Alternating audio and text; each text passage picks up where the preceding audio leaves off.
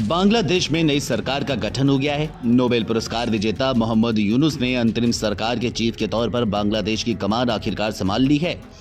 अब तक बांग्लादेश की कमान भारत की दोस्त शेख हसीना के हाथ में थी, मगर अब बांग्लादेश में हुकूमत बदल गई है। तेवर भी बदल जाए तो कोई हैरानी की बात नहीं होगी। बांग्लादेश की कमान भले ही मोहम्मद यूनुस संभाल रहे हों, मगर पर्दे के पीछे से सरकार सेना ही चला रही है। मोहम्मद यूनुस शेख हसीना के कटु आलोचक और विरोधी माने जाते हैं। तो ऐसे में अब संभावना ये हो सकती है कि भारत संग बांग्लादेश के रिश्ते पहले की तरह ना रहे, लेकिन ये सब कुछ बांग्लादेश के ऊपर ही निर्भर करता है। हालांकि हकीकत ये भी है कि बांग्लादेश चाह करके भी भारत से दुश्मनी नहीं मोल सकता। इसके पीछे बड़ी वजह है। आखिरकार बांग्लादेश भारत संग दुश्मनी क्यों नहीं मोल ले सकता, इसकी कई बड़ी वजहें दी गई हैं, मगर सबसे बड़ी वजह यही है कि हमारी ही वजह से, यानी कि भारत की वजह से आज बांग्लादेश की दुनिया रोशन है। यानी भारत बांग्लादेश को बिजली का एक बड़ा हिस्सा देता है, और यही नहीं, इसके लिए वहां भारत की तरफ से बाकायदा प्लांट लगाए गए हैं। साथ ही यहां से बिजली भी भेजी जाती है। बिल्कुल सही समझ रहे हैं आप। अगर हम बिजली की सप्लाई ना दें तो बांग्लादेश की बत्ती गुल हो जाएगी।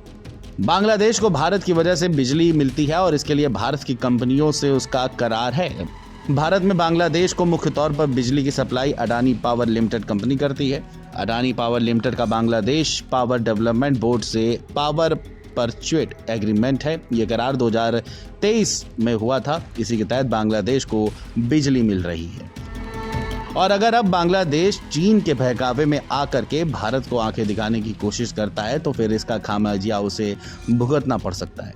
भारत अगर बिजली सप्लाई रोक दे तो पूरे बांग्लादेश में हाहाकार और तबाही फिर से मच जाएगी। भारत से बांग्लादेश को जो अभी बिजली मिल रही है वह झारखंड में स्थित अडानी के थर्मल पावर प्लांट से मिल रही है। झारखंड के गोड्डा स्थित ultra super critical thermal power plant से ही बांग्लादेश की बत्ती जल रही है।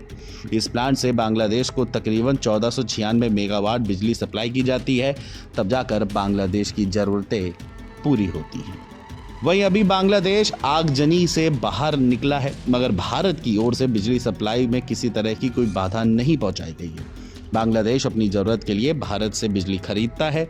खुद अडानी पावर लिमिटेड ने कहा है कि बांग्लादेश में बवाल के बीच बिजली सप्लाई जारी रहेगी, मगर अब अगर भारत संग बांग्लादेश के रिश्ते खराब होते हैं तो कंपनी डील खत्म कर सकती है।